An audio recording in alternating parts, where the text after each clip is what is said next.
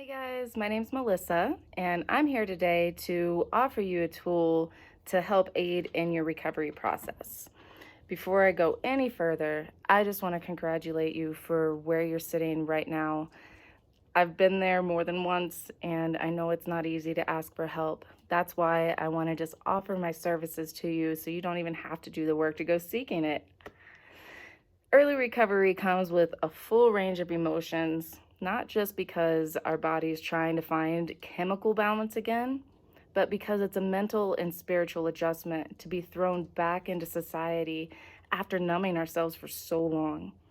These emotional swings have caused countless relapses because you know as well as me, we use drugs and alcohol to avoid feeling. Even good emotions can get too intense to handle. NA and AA offer life-saving support during this time, but I'd like to share with you some knowledge that can help you maintain stability, teach you how to listen to your body and the valuable messages it's relaying, and ultimately to feel good again, but not just good, your best. So I'm going to introduce you to a holistic approach to health that originated in India over 3,000 years ago, Ayurveda. Ayurveda is a Sanskrit word that means total knowledge of life. This encompasses all things mental, physical, and spiritual in an individualized way.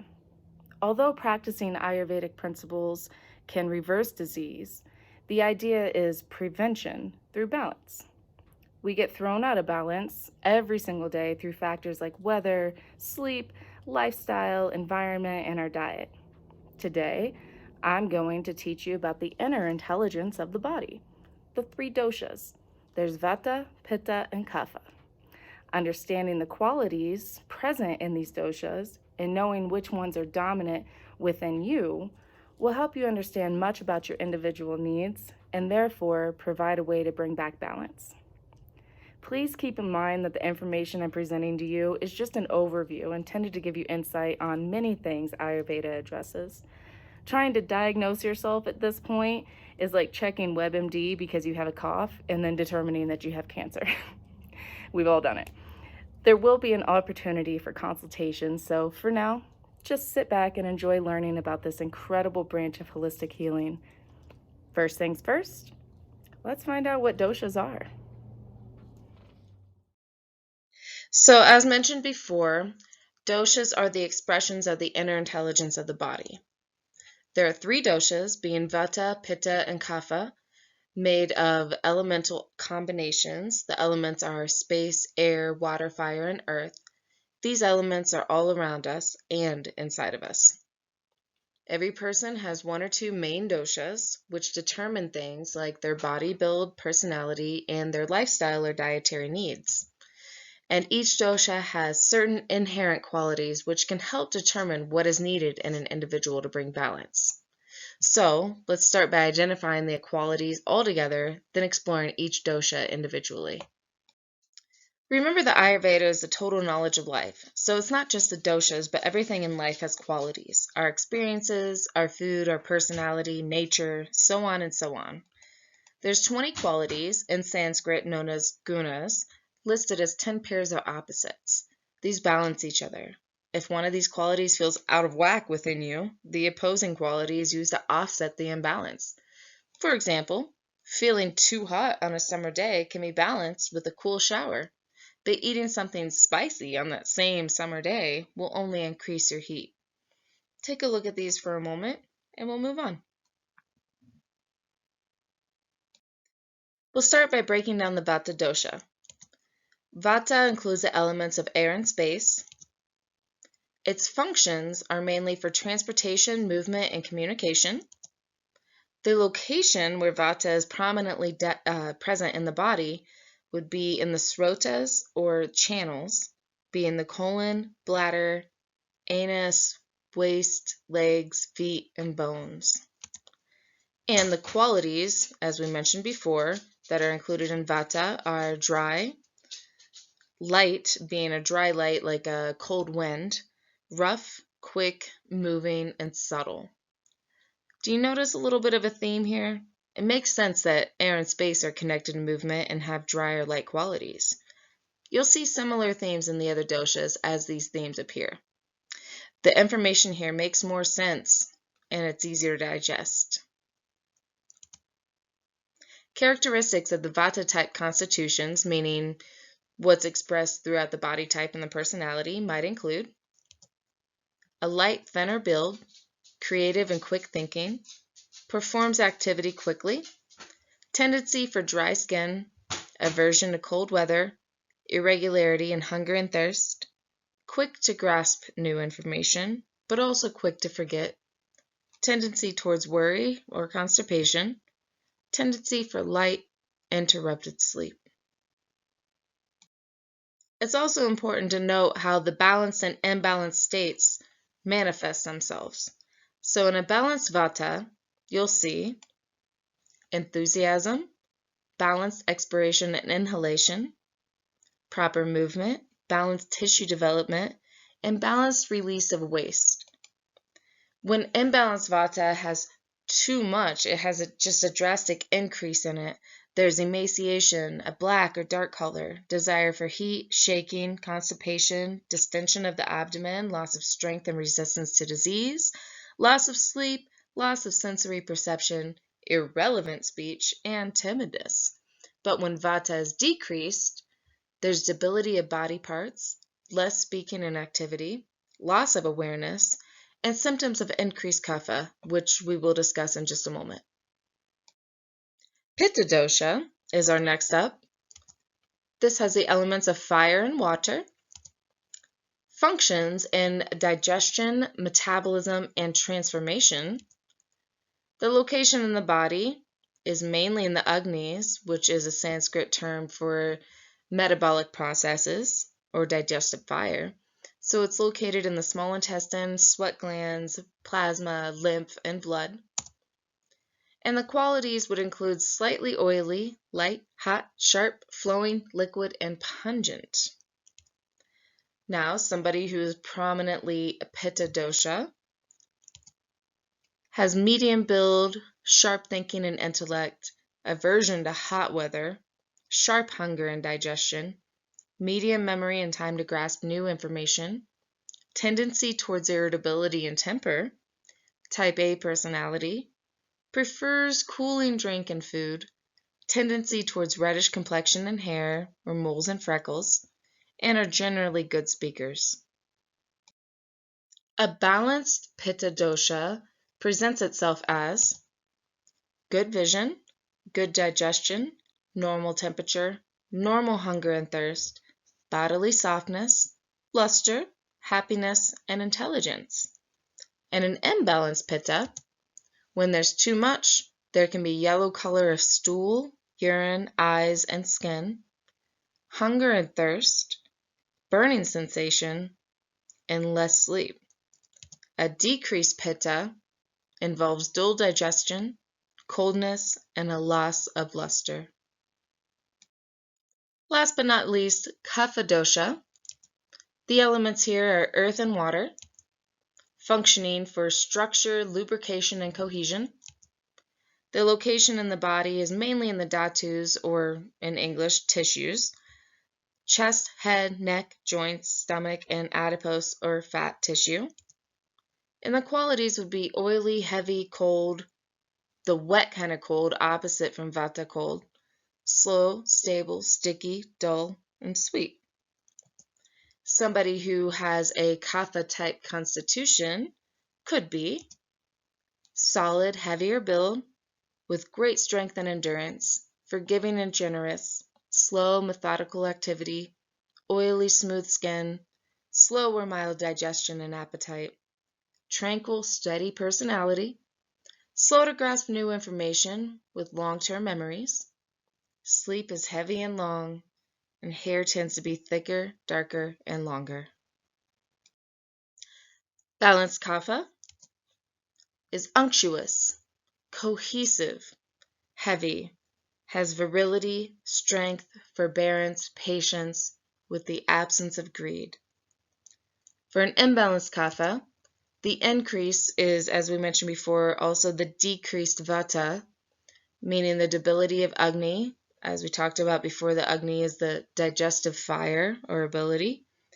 Excessive salivation, laziness, heaviness, white color, coldness, looseness of body parts, labored breathing and asthma, cough, bronchitis, and excessive sleep. And a decrease in kapha could cause giddiness, empty sensation in the head or chest area, palpitations, and looseness of joints. Phew, that was a lot. That's why I'm back. Are you trying to figure out your dosha right now? That's good. Remember not to be diagnosing yourself, but beginning to notice the qualities within yourself is the first step to self awareness. This awareness allows you to notice imbalances as they start to occur rather than allowing them to unknowingly grow out of control.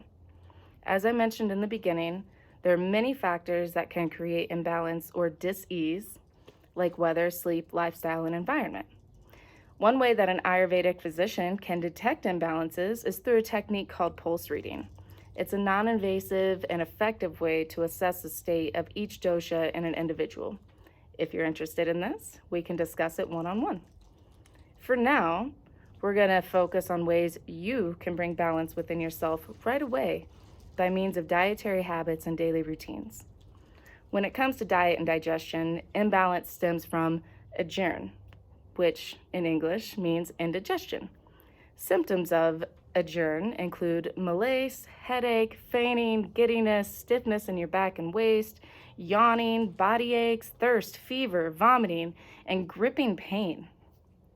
Ajern is caused by things like fasting or overeating, eating too fast, not adapting to seasonal changes, suppressing natural urges, all kinds of things, even your mental and emotional state.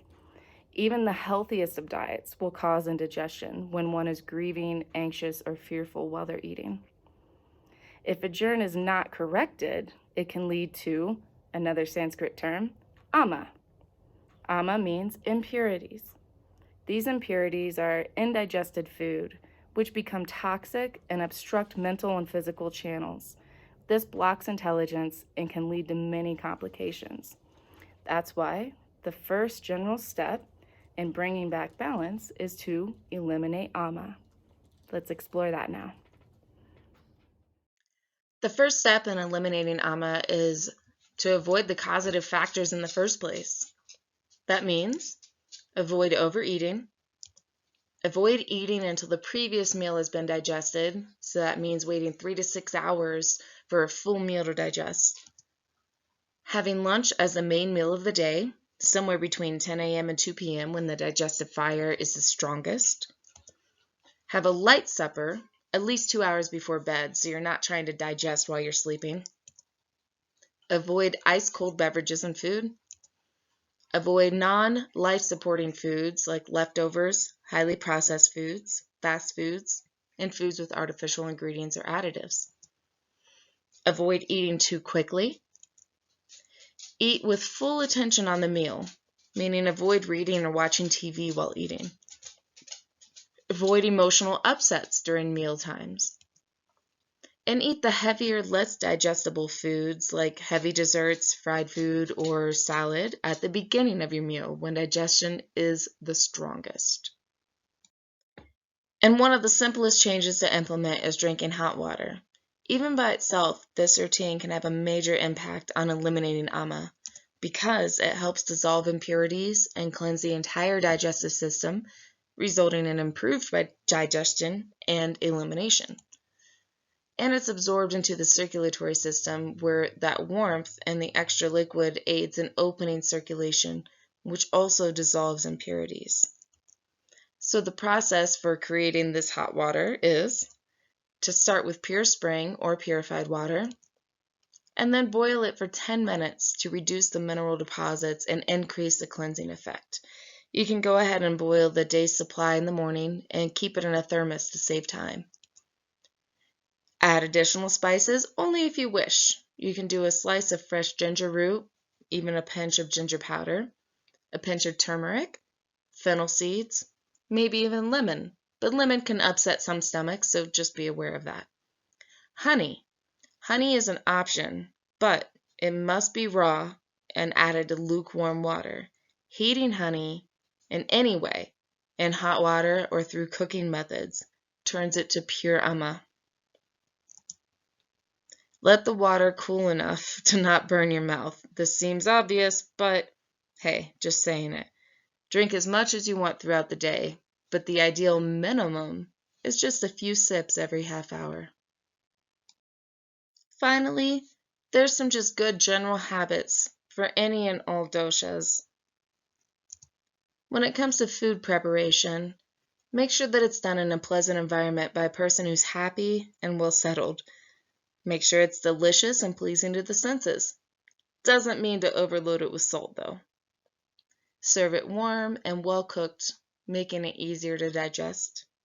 And then beverages should be 30 minutes before your meal or 2 hours after eating in order to aid digestion. And just a side note, you got to respect and follow your spontaneous desires. Cravings are our body's way of communicating its needs in order to achieve balance. But also, use common sense. Spontaneous does not mean impulsive or harmful. The non-life supporting cravings, like that whole pint of Ben and Jerry's, are not going to be conducive to your recovery process here. Your ideal daily routine. I just want to add that aligning with nature's rhythms brings stability and balance in itself. Connecting with nature as much as possible, you'll begin understanding the importance of the waking and sleeping suggestions listed here. Everyone has different circumstances, but these are the ideal daily routines, including in the morning, waking up by 6 a.m., drinking warm, plain water or with lemon in the beginning of your day, light physical exercise like walking or sun salutations, cleaning your teeth and scraping your tongue, shower and protecting your skin by massaging with oils like sesame or coconut, and having a light breakfast if desired. In the afternoon, that's where you're going to take your main meal, again when the digestive fire is hot between 10 and 2 p.m.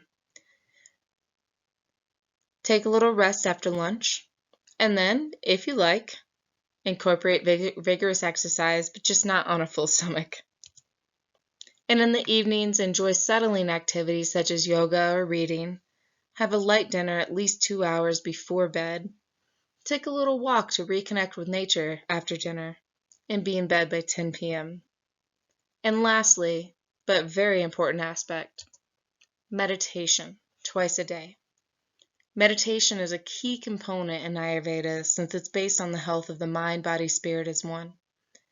Transcendental meditation is what I use and tends to be the most effective meditation, but it's also individualized and requires a TM instructor in order to learn the technique. So for now, don't worry about that part too much, except trying guided meditations or maybe just listening to nature sounds if sitting in silence is too difficult. All right, that's basically it. I know it was already a lot of information. We didn't even go over the 6 tastes of Ayurveda and how they're used to correct imbalances. But the last thing I want is for you to feel overwhelmed.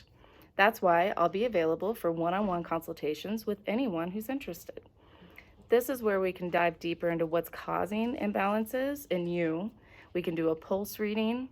We can develop a plan for diet and daily routine to create balance.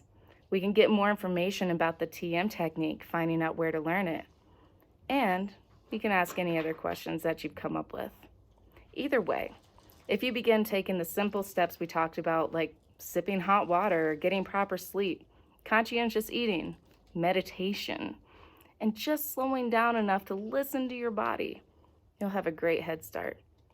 If you shut your brain off for a minute, you'll notice you already have all the answers to feeling your best within you.